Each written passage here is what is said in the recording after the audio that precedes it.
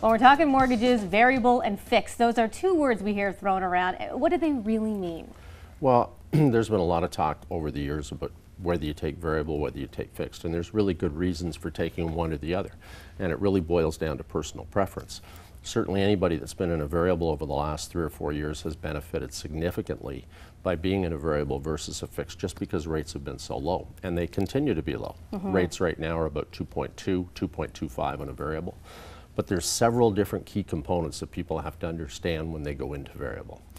The first is to know what's going on in the marketplace, because unless you know what's happening and what impacts rates, what causes rates to go up, what causes rates to go down, people are sitting in the dark. And most people don't have an idea what impacts rates. They see the newspaper, it says rates are going up. They don't know whether that's fixed, whether it's variable. So having somebody that will keep you informed about what's going on is the number one key.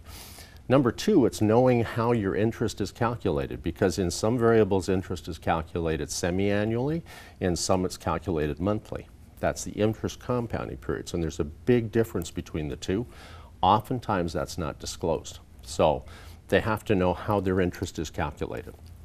The third thing is in conversion, because I think I've talked before about planning your mortgage and looking at your mortgage and how your mortgage is set up. And I'm a big believer in variable if you set it up the right way, if you set it up so that it's planned. And by planning, I mean you never set your payment at the minimum. You always set your payment much higher. So currently, if I'm doing a variable, I'll set them up with a 5-year fixed rate. And that fixed rate will actually end up making a payment that's significantly higher than's required by their variable.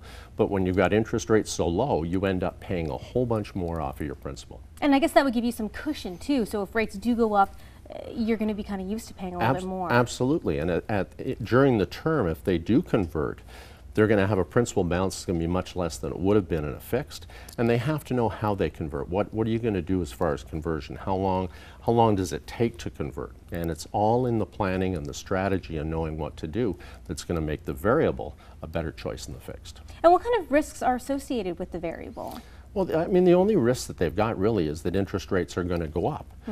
And if you compare it, say, variable to fixed, again, I've talked about a tool that we have called the mortgage calculator that can help them show the people exactly where rates can go, what would happen, and where you'd be disadvantaged. Super. So is there anything else you want to add? That's it. Variable or fixed, it's your choice, but we can help you make the choice and show you which way to go. Terrific. Well, thanks so much for that, Brian. So there it is, variable and fixed, another lesson, because you hear those words all the time, and that's what they really mean. Thanks, Brian. Thank you.